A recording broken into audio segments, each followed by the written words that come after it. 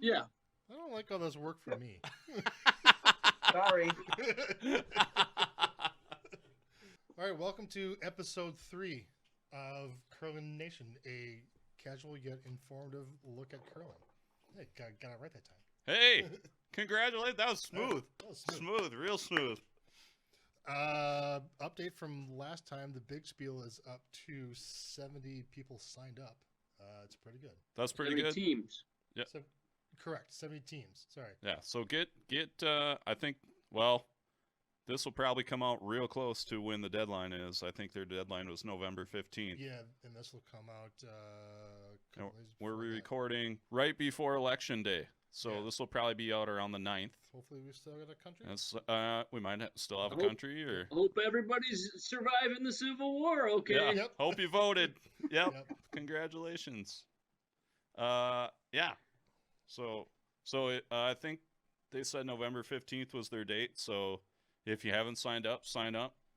Go back to episode 2 for a link, or maybe we can throw another link in there, or go check out. Just Google the Big Spiel. It'll be out there. Yep, it's a good time. Do it. Yeah. Update. I'll do the Dan Place update. Dan Place was great to join us. He's up to over $22,000. I saw he had set a new goal of $25,000. It's for the kids. It's for the kids. He's fighting childhood hunger. Yeah, go donate if you haven't, or listen to the interview just to hear a great story. I saw that he met his mom, or his mom met him down at the nexus of the Mississippi, and they had a happy reunion.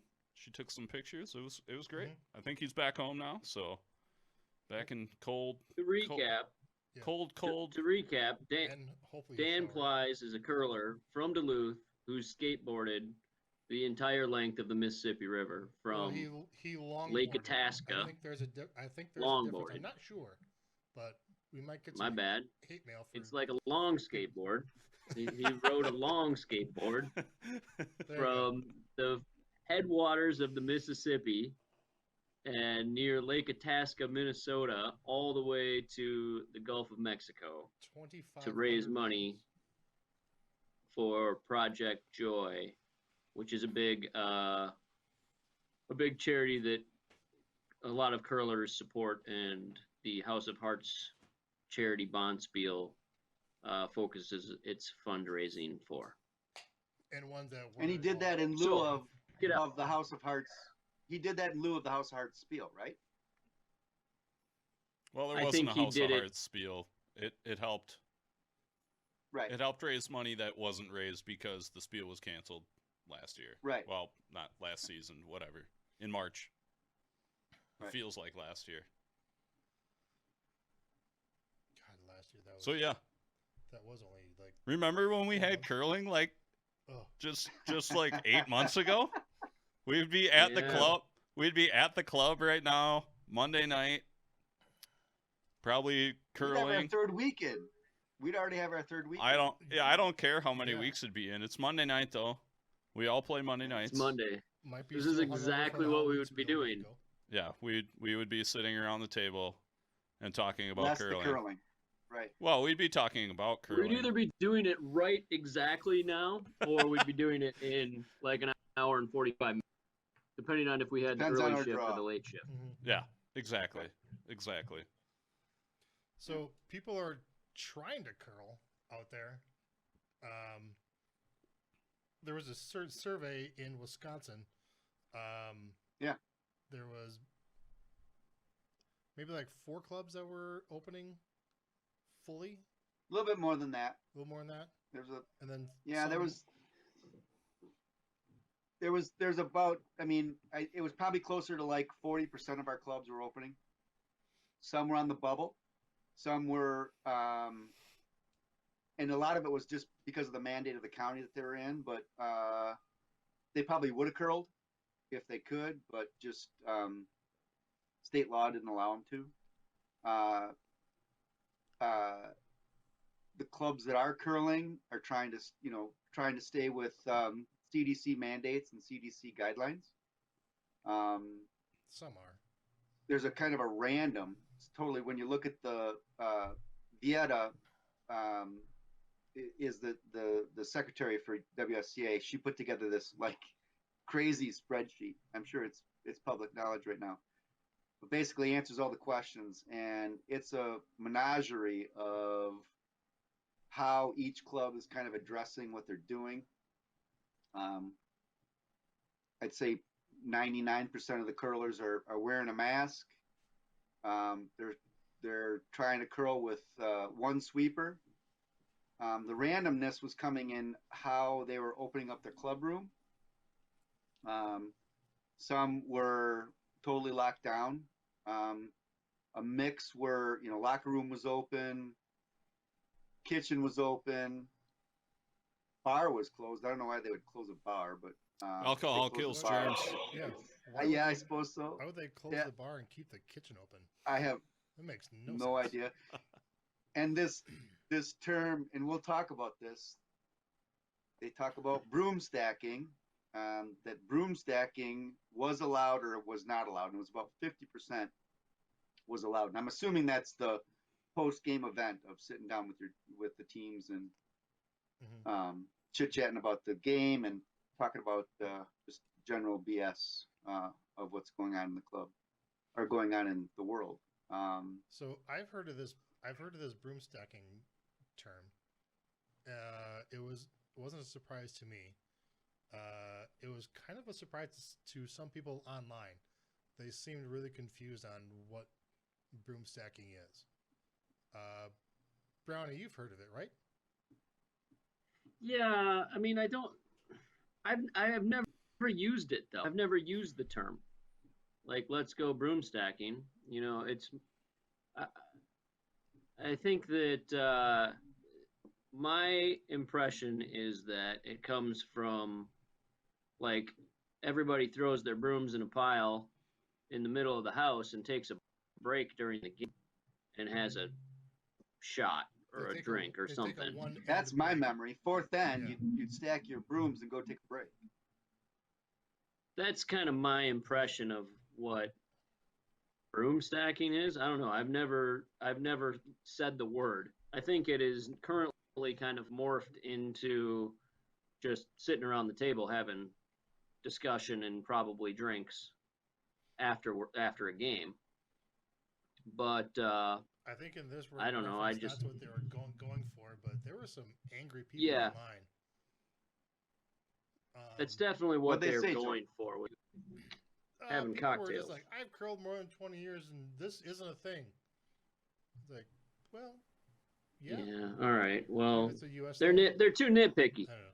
I curled that long, and I don't necessarily think it's a thing, and I didn't get upset about it. Well, and it could be a regional thing too. I mean, some of our clubs, they point one direction to curl one way, and they point a different direction to curl the other way. So it could just be a regional thing, and that's their term for getting together after a game. But yeah, but people are trying. They're trying to curl. And yes, with mixed results, it sounds like. Yeah, there was the USCA put out a statement that 3 clubs have had outbreaks at their facilities. They mentioned, and they didn't say who it was. They didn't mention the names of the clubs, which I think is a classy move. Which is a good move. Yeah.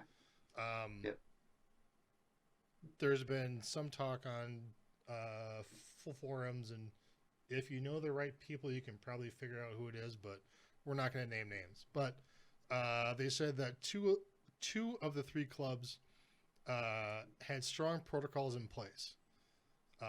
Contact tracing and member notification. There was one club, however, that didn't enforce mask use, which sounds a bit irresponsible based on what the governor said, what the CDC says, what the USCA had put out there. I thought the USCA document on the return to curling I thought that was a pretty good document. And it seemed like this one club didn't really follow a lot of those.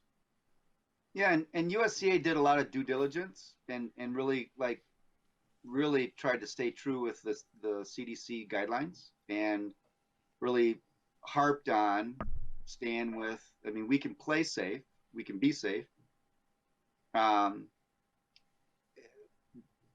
Some clubs just didn't abide by it. So. I just think it boils down to this is why we can't have nice things. I mean, we can't. Well, and like Richie, it reinforces what Richie said when he was on. They all wore masks. They did the one sweeper deal. They couldn't change in the locker room. They did the two sweepers. They did have two sweepers. The sweepers when I Oh, watched they did? the TSR Invitational did have two sweepers. I'm gonna assume that the teams agreed on this, or because most of them are already in contact with each other. That's what they were going with, was that your team you're already in a bubble with your team. So while you're on the ice, while you're in the clubhouse, you're wearing a mask. And from what I saw, everybody was. But you're in a bubble with your own team, so you can sweep with a mask. You can sweep next to your own teammate, and then people did a pretty good job at staying away from other players not on your team. Yeah, I watched a little of the stream. They didn't, it didn't seem like they were. When you have your league night, two people standing at the hog line, you turn around and say, hey, Joe, how you been last week or whatever, and you talk, and I didn't notice a lot of that going on, but I did notice they had the two sweepers, which was, I didn't watch a lot of that stream, but I did notice some comments in the chat, which was like, why are they having two sweepers? And it's like, well, they probably agreed on it. Like, take it easy. Like, I get that maybe they could have been a little bit more representative of the USCA return to curling rules and have one sweeper, but when it's a scrimmage and they all agreed to it and they're all HPP teams, so they all could have, if there would have been one case, everybody would have known about it. They all could have isolated. They all could have, I'm sure there wasn't any official contact tracing, but I shouldn't say everybody but everybody knows everybody in that circle. So I imagine they felt okay with it. They probably agreed on it beforehand. And it was really a scrimmage and test for them. Right, and that's different from club curling because, they're kind of bubbled up and you're throwing 4 sheets of curlers that have come from all parts of the wherever. It's a lot different. Right, yeah, exactly. When you start opening clubs and you're, Curler A goes to work at a building that has 400 people in it, and Curler B, 200, and all of a sudden, you got all kinds of people and all kinds of contacts and circles and whatever. Yeah, you can get out of hand quickly, and it's good that the two clubs that had outbreaks, sounds like they had good, strong protocols in place. The one that didn't, it sounds like they've since modified things. I don't know if any of them have reopened to curling yet. That I don't know. I don't know. I mean, I don't know if they've even shut down though, Mike. Have they? I guess I don't know. I didn't read this article that Joel's talking about. I feel like it'd be irresponsible for them to, be like, this happened on Wednesday. Curling Wednesday will resume promptly next Wednesday. This happened on Wednesday. It's like, hey, don't forget Thursday league starts at 5. Yeah, exactly. I hope they don't. Don't be late. Yeah, don't be late. Remember, have your shoes on and ready to go 15 minutes beforehand. But it does sound like not at that one club because they said that there were no rules. Yeah, right. So But the USCA statement here does say that they have since changed their policies. So the club without that didn't have contact tracing has changed their policies. The one club that didn't enforce mask use is has implemented a new policy. That's good. So hopefully better ones. I had a conversation today with somebody from maybe I won't say. I don't know. From I mean, I don't know that it matters. Don't say they it. haven't even. Don't say it. They haven't opened yet. They're putting ice in. With plans to open in a couple of weeks, and you know, I said that I'm nervous for clubs. You know, I want curling to happen, obviously, but at the same time, it's a risk. And what I'm nervous about is, I mean, you got a couple different options that are bad. One of them is a club opens and, you know, a bunch of people get sick, and, you know, worst case scenario, somebody's dying. You know, like, we don't need that. We don't need to curl at the risk of one of our club mates dying. But, you know, let's assume that doesn't happen. The something that I'm concerned about would be, you have an outbreak at a club, and what kind of stigma then gets attached to that club for the future. Mm-hmm. So, you know, like, say you're in whatever city, you know, it could be a medium size, large, small, you know, but if such and such curling club in the next 6 months has some outbreak where 50 people get COVID, you know, for the next 10 years, if in that city, anytime somebody says, oh, such and such curling club, oh yeah, I remember them. Yeah, I saw them on the news. They had 50 people get COVID. You know, like, is that, are they risking, by opening, are they and having a potential outbreak, are they risking negative publicity that might never go away in their community? And these two clubs that had outbreaks, like the statement says that they had strong protocols in place. So they were doing, so let's assume they were doing everything right as much as they can, yet they still had issues. Now all of a sudden they're tied to this other club that didn't really follow a lot of the rules. So, well, I think it's kind of a joke, Craigo. I think it's kind of a damned if you do or damned if you don't. There could be a club that opens up and totally skates free and gets a whole season in and nobody's scathed. And there's another club that opens up and 3 weeks in, they got 50 cases. So I don't think you can really chastise or we got to have a short muscle memory at this thing because it's so crazy. Sure.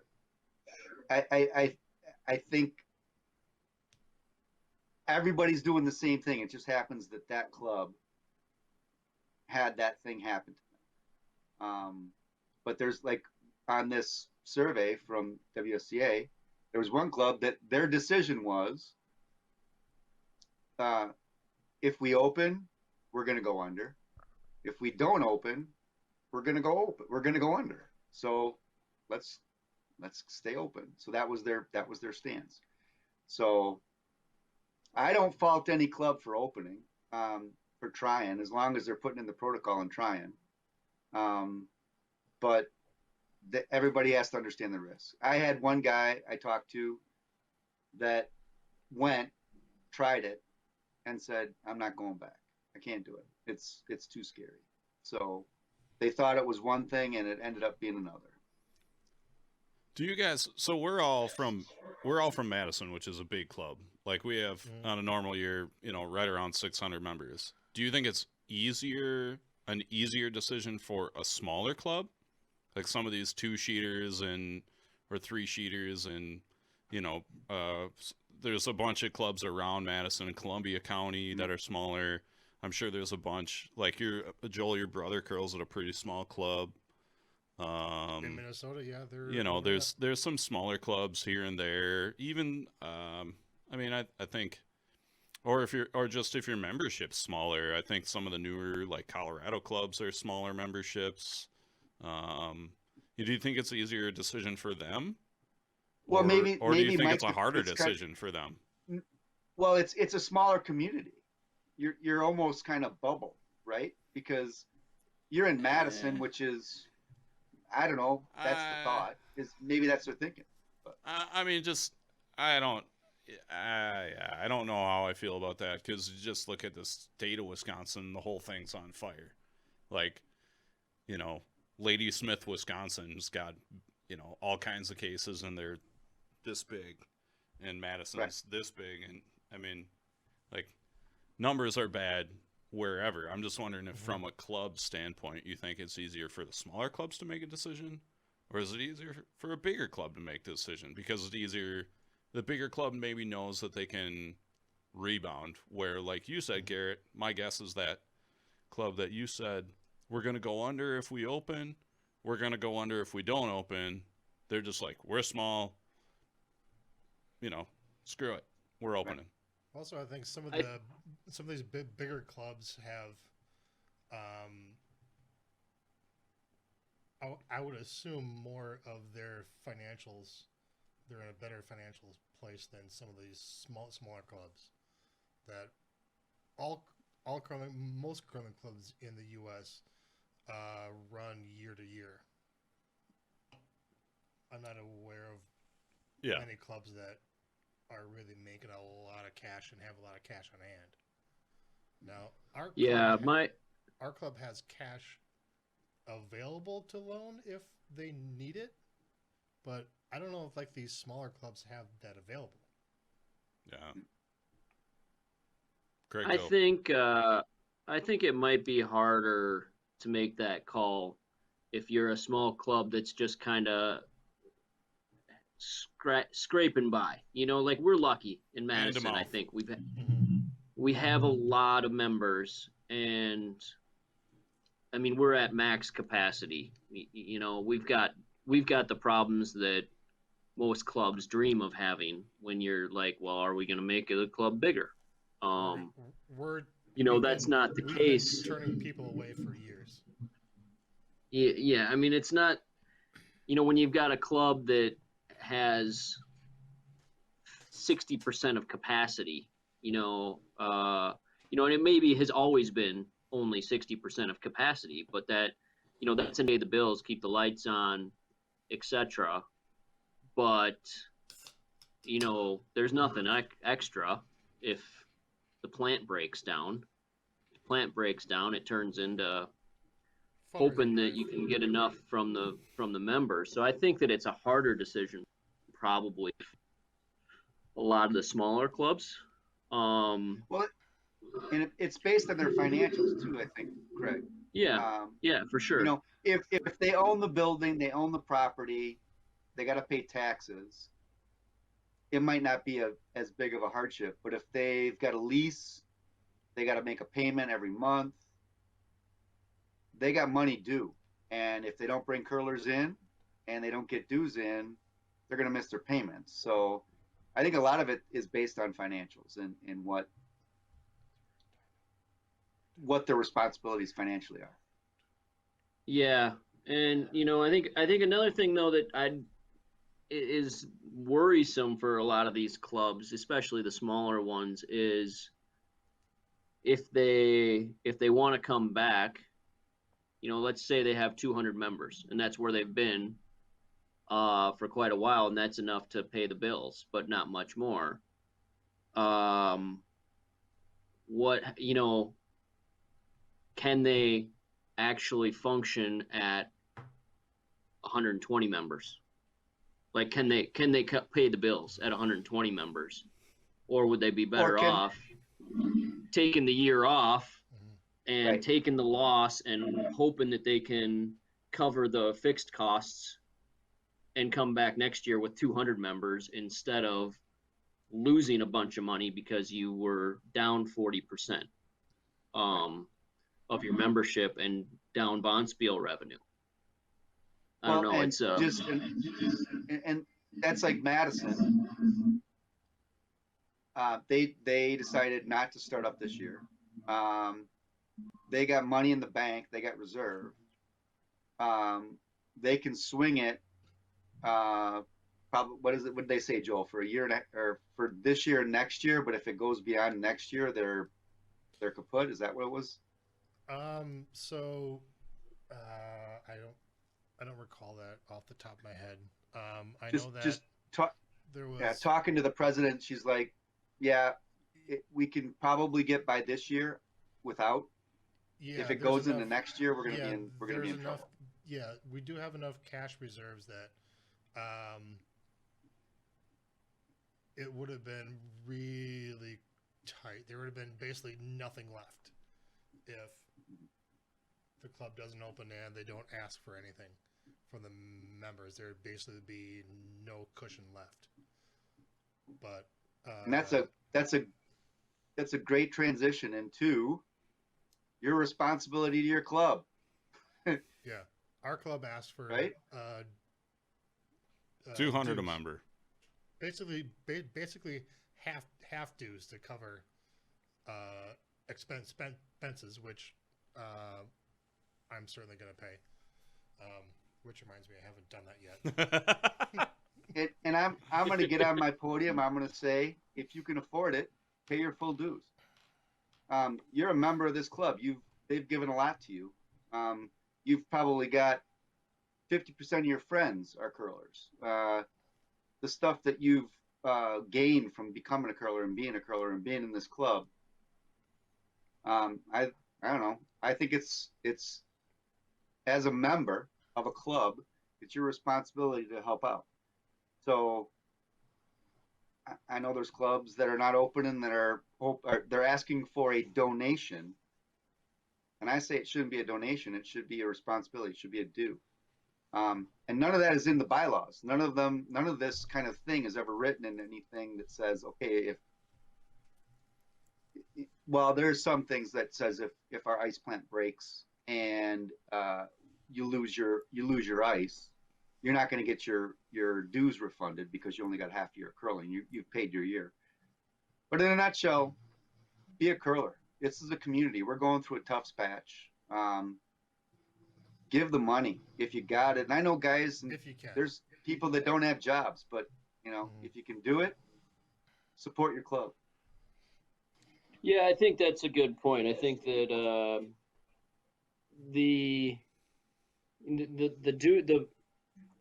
ask that our club had, if they are looking at it from a covering costs point of view, I'm not sure that I quite agree with all the numbers the way that they laid them out there.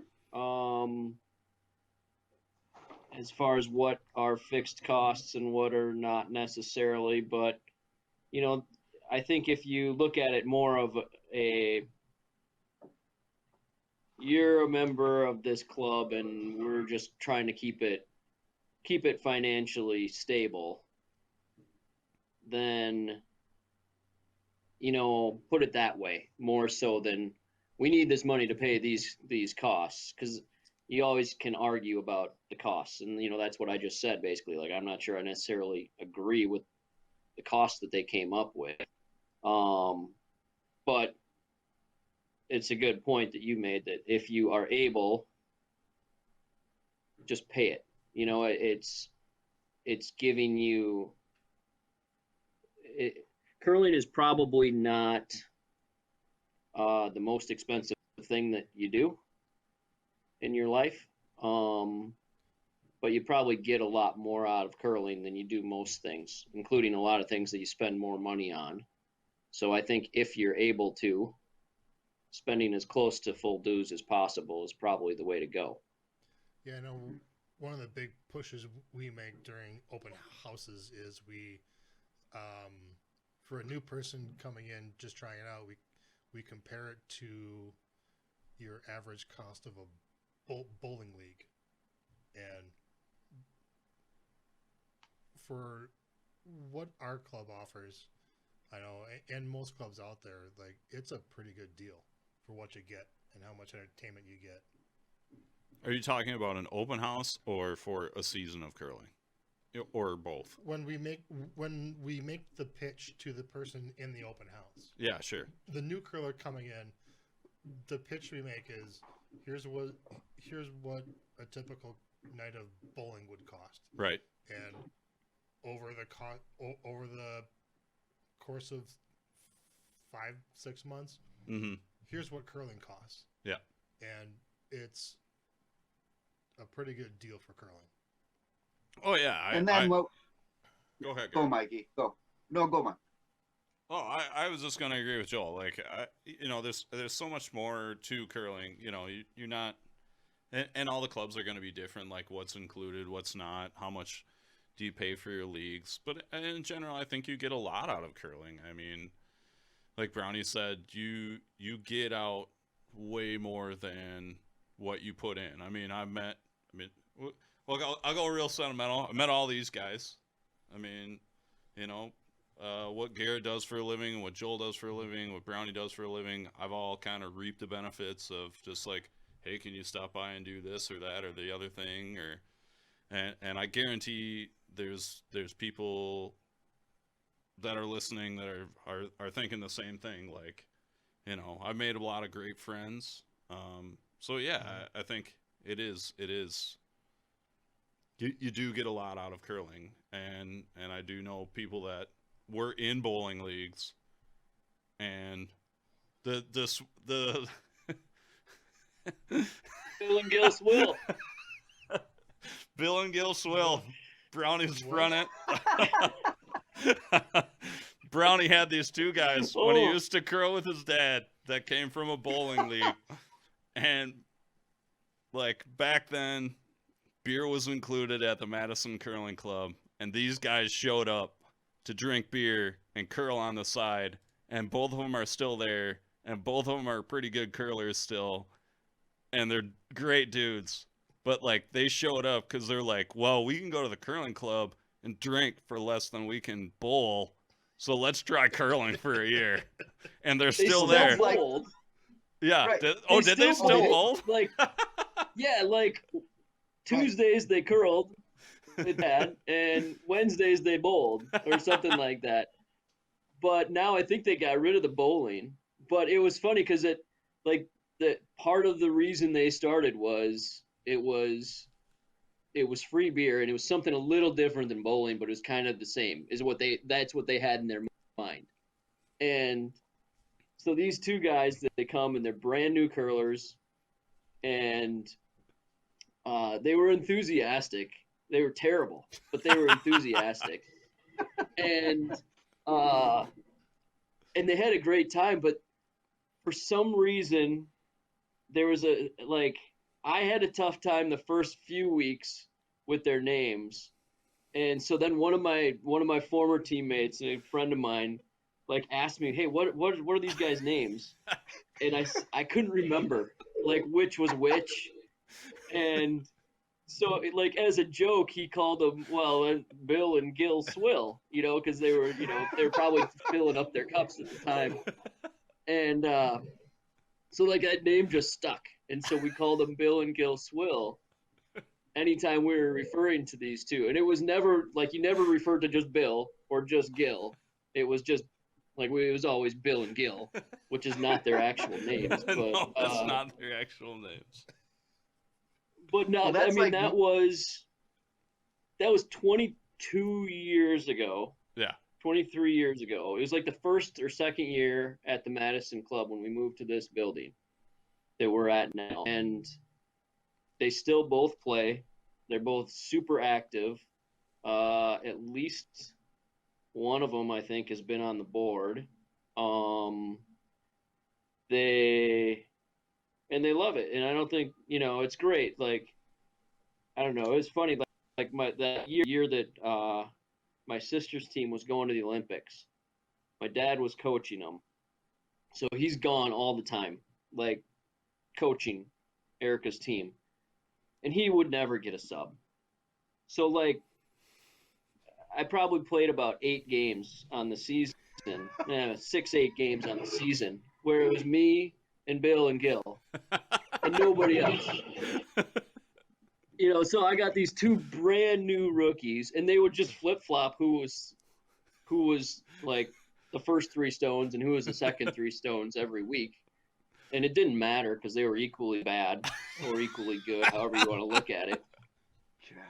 But one day we scored 6 in the first end of a game, and you know, like we were in tough shape when it was just the 3 of us, and we got a 6 in the first end. I made a really nice shot, and then we managed to lose that game 8-6.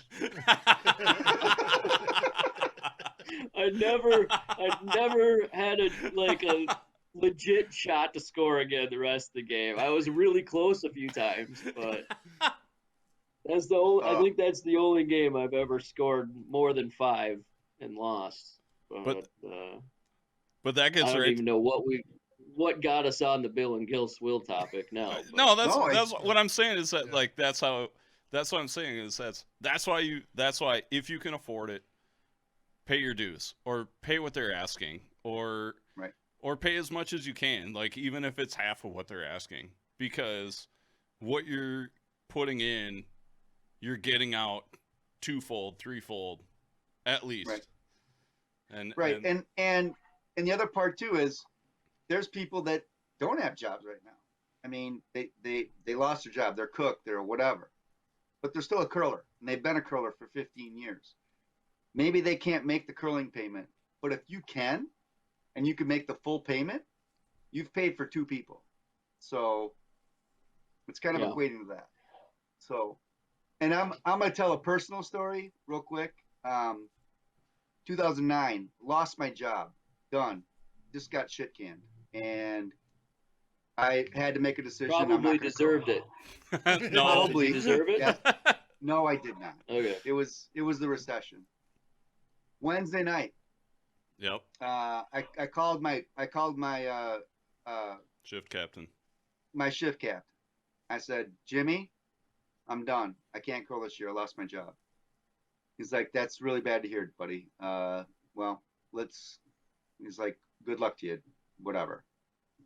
I get a call back. So I got let go in October. It was like October 15th. Curling was going to start up like first the next week week in November. Yep.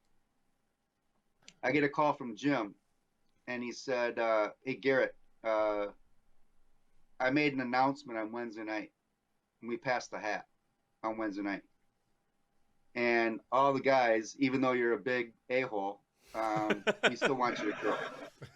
Yep. So they all ponied up and paid I'm going to cry, but they all paid my dues. Yeah, we passed the hat. So I was there.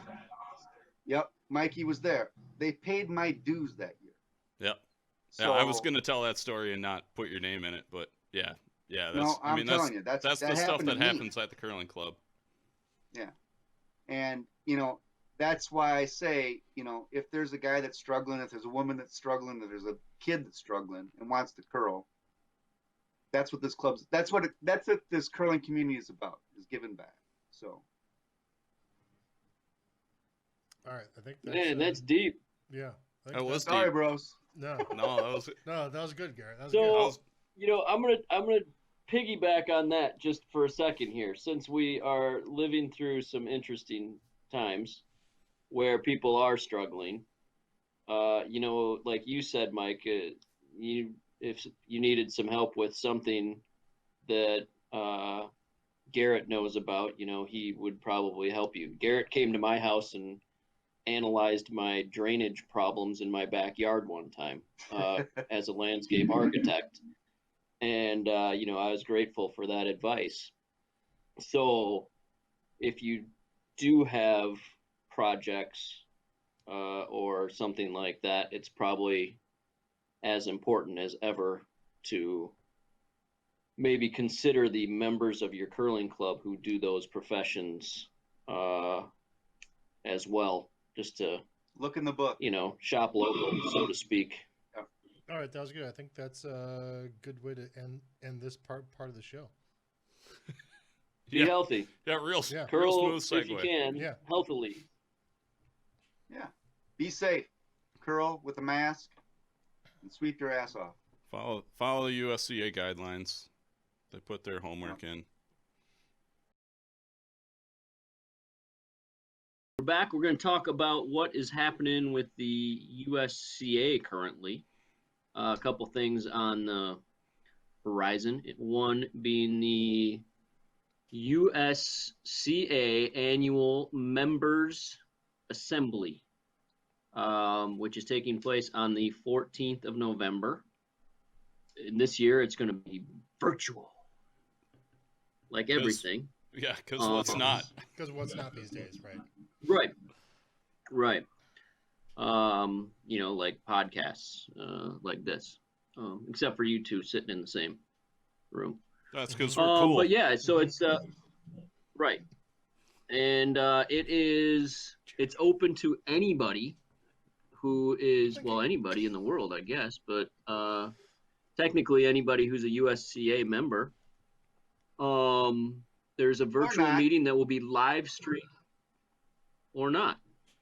There's a virtual meeting that will be live streamed and accessible to the public via USA Curling's YouTube channel.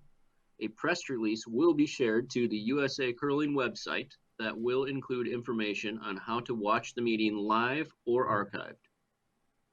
If you are a live stream viewer that has questions, they will need to be communicated through their appropriate delegate.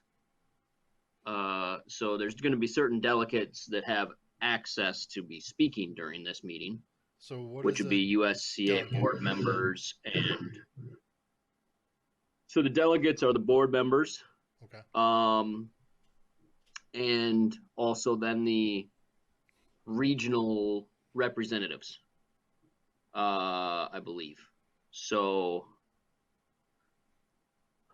I don't know how that works, Garrett. Maybe you know a little bit more about how that all sets up. Not as much, and we're going through a transition right now because we did this new covenants change, and we're trying to skinny down the board because it was such a huge, monstrous, hard moving monstrosity of a lot of people. So we're transitioning into so Wisconsin will have one member, GNCC, all the regions they're trying to pare everything back. But then we also brought on, and based on the new USCA logo, there are how many regions? 11. Well, there it is. 11. Yes, 11. right. There's 11 stripes. 11 stripes. 11 stripes for America. For the something like 11. And then if you're confused by that, we had a discussion Go back to episode 1 a week or two ago about the new USCA logo, where we spent too much time talking about how many stripes there are in it. Yeah. And the dim-witted people that weren't on the USCA didn't understand it, so we had to explain it to them. That's that's us. Yep. Until they watched the video, and then they understood it. Yeah. But in a nutshell, and then there's also HP or athlete participation and representation, and then we also have, is it 3, Craig? Non-curler oriented representation as well, just to give additional feedback, and they are voting members as well. So they're board members at large. And so they were recruited to be board members from outside of the sport to bring a new perspective into the board of directors meetings. Bo,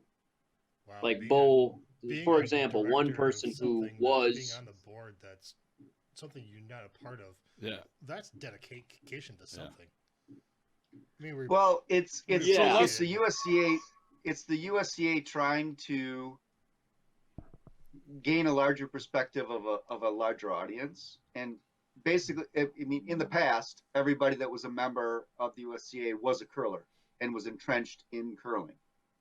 So the smart people in the USCA decided to like broaden their horizons and say, let's get a different perspective from somebody from engineering, somebody from finance, somebody from that owns their own business and has been very productive in entrepreneurship, and basically just trying to expand, like, how do we develop this sport beyond our little fiefdom. So maybe less about the board and more about the assembly.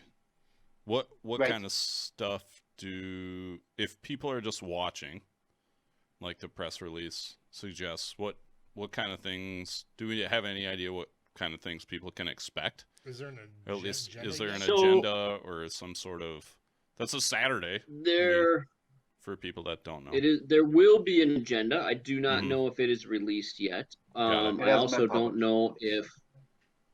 know if that will be fully public knowledge, or I would assume it would be. I would hope so. I don't know that answer, but like historically at this members assembly, the way it's been the last few years, it's almost a little bit more like a convention, where there'll be presentations by a ice person, and a presentation by the rock people, and a presentation by some instructors, or some presentations by officials, presentations by USCA staff about fundraising ideas, or whatever. Being on the board at Madison a couple years ago, I went to one at Fort Wayne, and I thought it was interesting. There was a presentation from Caves of Scotland about how they go out to the Isle of Craig and get the stone, or get the granite back to the island and actually make curling stones. So it was interesting, I thought. But there should be stuff, I'm going to assume, for newer clubs, if they need something. Yes. Well-established clubs, Yeah, there's if they're looking for stuff. I mean, hopefully there's going to be an agenda out there. I mean, historically they have definitely had like sections where, all right, arena club, we are going to walk you, if you are brand new, you just want to get going, we're going to walk you through what you do from day one of thinking this idea is good until your leagues get going, or you're a year into your leagues. They'll kind of step by step it. This is how we did it at whatever, Anaheim. Nice. Or Sure. Pick a arena club. And then there's other seminars like, all right, I was an arena club and we transitioned and now we have a dedicated facility. This is how we did it. And so they will put on so then the members who want, they would just sign up for these different seminars. They might, this year, since it's virtual, there's going to be less of that. I don't know how much, but hopefully they'll still get, some of the popular ones. I'm getting a phone call. somebody It's wants to order. 9:40 at night. Jeez, let me turn this off. You know who it must be is? from It's California. Kirk Black. It's Kirk Black, former wheelchair Olympian. Oh yeah. And what he's doing right now is he's mixed up. He doesn't understand that the business phone is different than my father's cell phone. So he's calling my father to rub in the fact that the Packers lost their football game to the Vikings yesterday. Go Vikings! Oh God. But Kirk is a Cowboys fan, and apparently they are like a Division III football team right now with a little less discipline.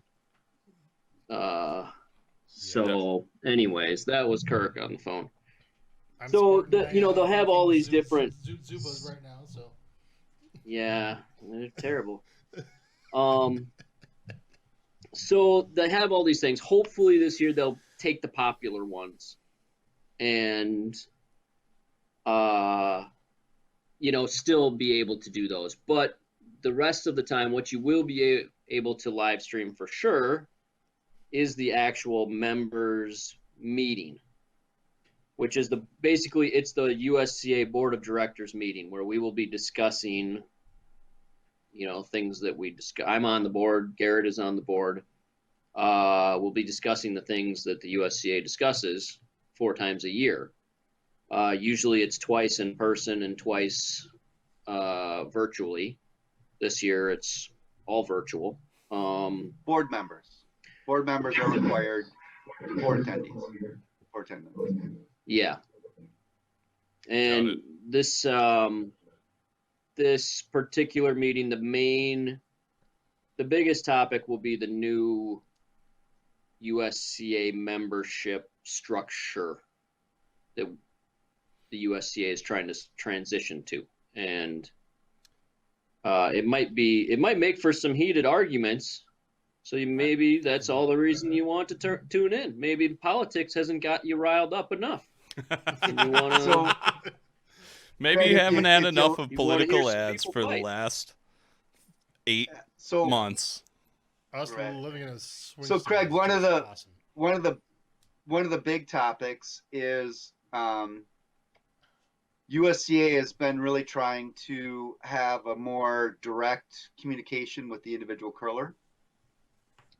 Traditionally, it's been USCA asks the individual club to collect dues and pay USCA dues per their personal documented membership. USCA is trying to get away from that and have a direct communication with the individual member and ask that the individual member pays the membership. And then included in that membership is the USCA dues.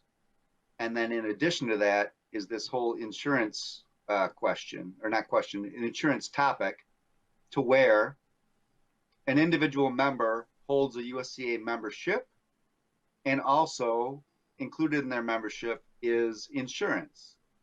So they can hold their insurance to any club that they curl in. So the club itself then doesn't have to hold the insurance? That's the thought, Joel. That's the thought. That then these whole waiver forms go away. And if you're a USCA member, you have individual insurance through USCA, and you can curl anywhere because you're covered. So the club. So previous to this, clubs would submit a roster, right, to the USCA, right? So then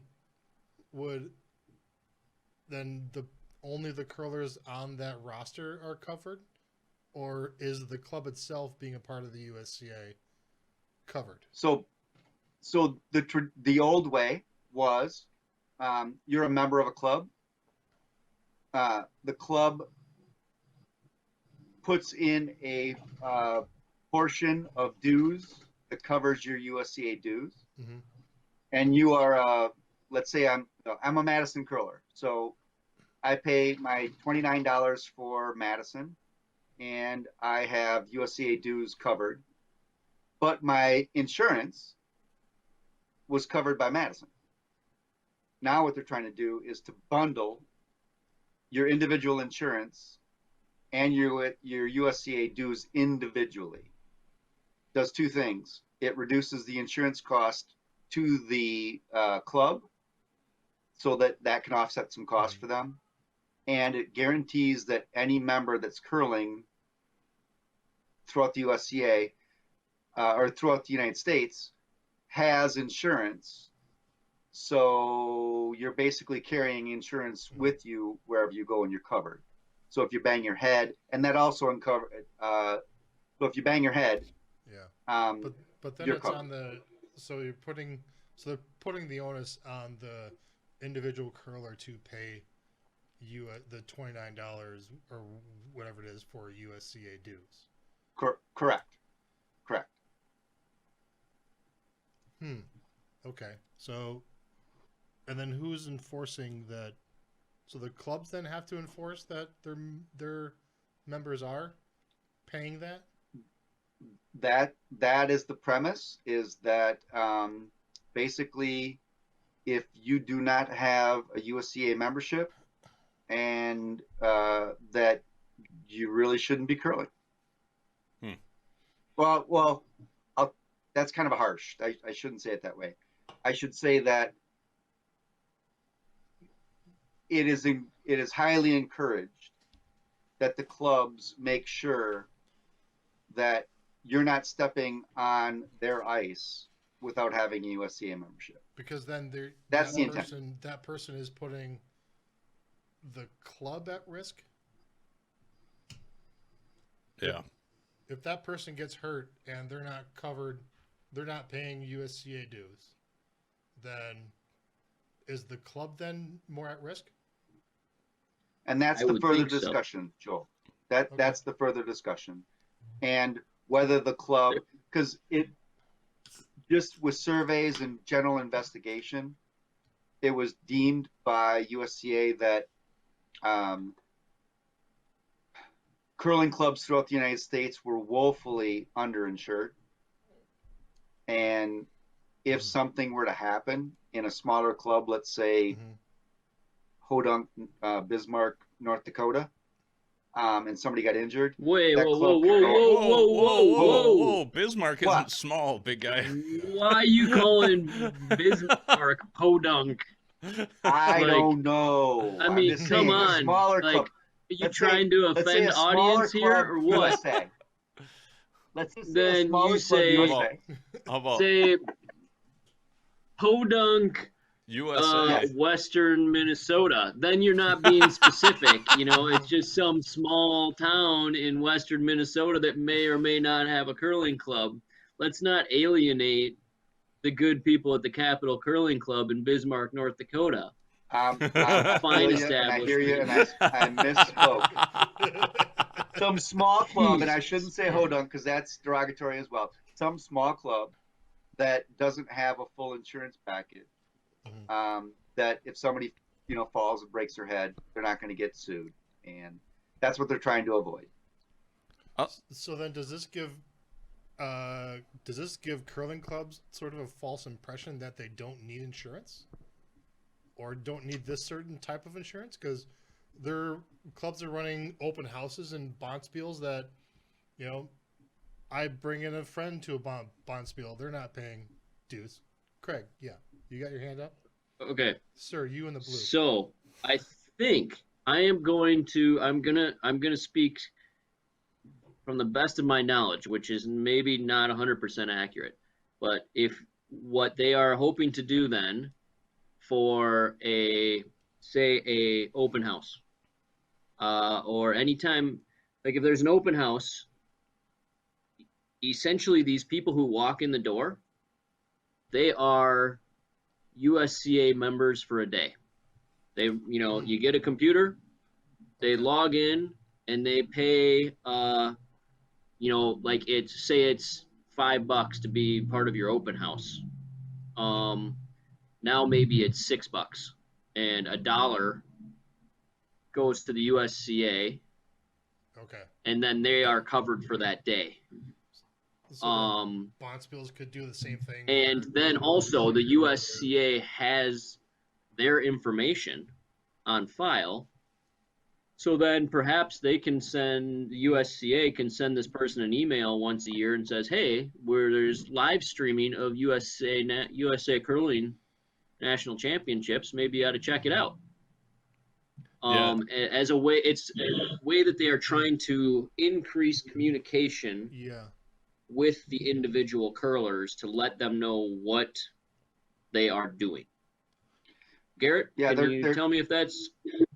I think that's right. I don't know about the insurance side of it, Craigo, but I know that they want to. So if you read the president's letter, they're saying they're getting, I think it was like 60 or 70,000 curlers come into clubs, and they're generating 1% of that as new curlers. So USCA believes their marketing department, their ability to attract, give incentives, could increase that number exponentially. I think that's the sentiment, but the idea is that you come into open house, you sign up through Sport 80 is the forum in which you sign up, and then you're covered insurance wise. You're in their database, you're in their system, and then USCA will touch you and say, hey, you came to the open house. I think what has to happen is there's got to be some communication between, so for example, like Joel and Mike, you guys know this, and Craig, you know this as well. We would do open houses and we would do the exact same thing. So it's a matter of how does the clubs and USCA communicate amongst themselves to make sure you're not doubling up and you're not over soliciting them with emails. But the idea is then USCA has a touch with that person and say, hey, are you curling this year? Great. Why didn't you curl? And so they can kind of, marketing wise, they can kind of touch back with them and encourage them to come back. If it's not here, it's someplace else or it's down the road. I think there is insurance involved in that too, in the daily is there? Okay. fee. I don't remember the details on it, but I know that was part of it, where now the club, like, I still think clubs are going to have to carry some insurance, but they're not going to have to carry the same kind if I'm understanding it correctly. Yeah, I don't know all the ins and outs of what USA Curling is doing, but coming from a different sport, USA Triathlon is similar in that you can buy an annual membership, and if you are in a race, part of what that membership pays for is insurance. Now, I can guarantee you that a race is going to have additional insurance on top of what your membership paid for, which is probably what the clubs are doing. But you can get it on an annual basis. If you're going to do one race a year, you can also pay a daily, here's your fee for one race. And I think it's going to be the same for USA Curling. It's like for USA Curling. If you're going to curl for one day, if you're going to curl for one day, or like going to curl, Joel was saying, like if you're going to curl in a spiel, Joel was saying, like if you're going to curl in a spiel once a year, all you do is curl in a spiel once a year. Like there are these dudes that curl in Wausau. There are these dudes only time they curl in Wausau, and it's the only time they curl all year. They're probably going to pay a one-time fee for one bond spiel, and that's all they pay for USCA. But if you're curling in a club and curling in league, a couple days a week, and you go to some spiels and you play for nationals or whatever, annual dues, and then you pay your annual dues, and part of that is insurance, and part of that is dues, and the USCA and the clubs, the USCA and the clubs. Whatever. Twofold. The other thing they modeled this after was it sounds like a good idea, but sorry, Garrett, go ahead. Hold on, Garrett. Joel, what are you trying to say? I think it sounds like a good idea, but I'm seeing, as someone who's run Bonspiels, it sounds like a lot more work for someone who's running a Bonspiel. Now they got to figure out who's there that is and is not a USCA member. So, it's a good idea, I think, so far. As long as there's more help to curling clubs, or they make it easy for curling clubs to look up who's a part of the database from a different club, right? And who's Joe Sixpack walking off the street. Do you know how you could raise that point? Going to the members' assembly meeting, contacting your administrator, contacting the two administrators that are on this podcast right now. So, Joel, on your point, this is kind of USA Curling based this or had a lot of communication with hockey. And there's a lot of hockey clubs that it's the individual hockey player that has a due or dues. So they kind of structured it on that.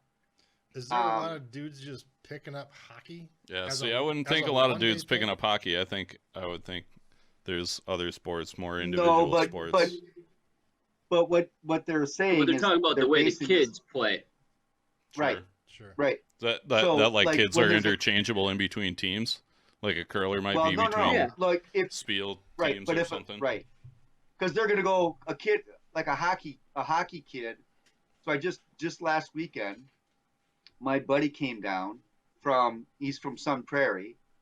They were playing two games in Monroe. About 10 minutes. Monroe's not going to hold insurance for this kid. So basically, when you pay your dues, because and they're also talking economy of scale. If we have I mean, how many curlers do we have, Craig? I mean, let's just guess. Let's 20,000 curlers. We get that aggregate of population into an insurance policy, our numbers go down. So it's the same thing with hockey. When you pay your dues, you're paying to some organization and they're sponsoring you with insurance as well. So when you go to a club in Janesville, when you go to a club in Monroe, your insurance. How about Podunk Bismarck? Yeah. Podunk. No, there's probably more hockey players in Bismarck than curlers. I'm just saying, but. Well, yeah. All right. No, I get what you're saying. I think there's some definite benefits to this idea. I think there's some kinks to be worked out, like you mentioned, Joel, as far as implementation and logistics of it. And that's part of what the argument is going to be on November 14th at the Members Assembly. So you should probably tune in for that. Yes. There's some certain regions that aren't sure about it and others that are. And I think that there's going to be, a lot of this will get sorted out. And it's probably going to be confusing for a year or two, but hopefully in the grand scheme of things in another year or so, it is all taken care of. So I think we should just encourage you to tune in or read up on it and then move on. That's Arlie. That's my boy. That's Arlie. Yeah, I think we had a good discussion today, boys, about all things curling. We had touched on the last show and what people are trying to do for curling and maybe what's on the horizon for dues and whatever. Hopefully we made insurance exciting for you. Yeah. If you're a big fan of insurance, email the show. Yeah. So we'll if you're not. Yeah, or not. Yeah, let us know. This show stunk. Yeah. But we just want to hear a comment. Yeah, comments. We've had some good comments on the social media, but even like boys, a dance TikTok would be fun. No, we're not doing TikTok yet. No, come on, that's Ty's thing, and he's not here, so I'm not stealing his thunder. Yeah. Boys, we'll be on next time. Maybe we'll even have somebody from USCA Curling in subsequent episodes, and they can go over more of the dues stuff. I think that's all we got for today, boys. I would like to send a little challenge to our listener. Mm-hmm. I mean, listener. Our listener. Listener. Our tens of listeners. To send us some questions. Send us some ideas. Let's address them. If you got bond spiels you want us to talk about, general topics, let's hear it. If we like it, we'll talk about it. People that you want us to interview. People you want us to interview. Somebody you want to exactly. That too. Absolutely. We'll take anything into consideration. Or hate mail too. Yeah. Yeah. We'll take hate mail. Great. Whatever. Ty would love some hate mail. Ty would be all in on hate mail. So where exactly is Ty this week? I think Ty maybe hit the sauce too hard this weekend and he's not feeling so good. Yeah. I think that's basically it. He had a long weekend with some, close friends that he hasn't seen for a while. He was in He was Duluth. totally masked up, right? He was in Duluth, and I hope so, but I don't know. We've all done that in Duluth. Yeah, we've all overserved ourselves in Duluth, and so he's basically taking a hangover day off. Yep. Mm-hmm. Fact. On a Monday night. Fact. So he couldn't even recover on a Monday night to feel good enough to come and join us. Yep. Mm-hmm. It's kicked off the podcast. Yep, too bad. But he'll be back in 2 weeks. Yeah. Well, Ty had a good run in there. Solid 2 episodes. Tune in next time to see if Ty joins the show. Yeah. Until meet our new host. Yeah. Until next time. Good curling, everybody. Yeah, good curling, boys. All right, that's episode 3 in the books. If you want to get in touch with the show, email us at curlingnation@curlingnetwork.com. We're also out there on Facebook. You can check us out on Twitter at CurlingNation. We're on the Instagram at @TheCurlingNation. Also, we have a Patreon page at Curling Nation if you want to throw a couple bucks our way. You can listen to us on Apple Podcasts, Spotify, Google Podcasts. We're even on the YouTube. You can see us if you want. And Podbean. You know how to get in touch with us. Thanks for watching the show. We'll see you next time.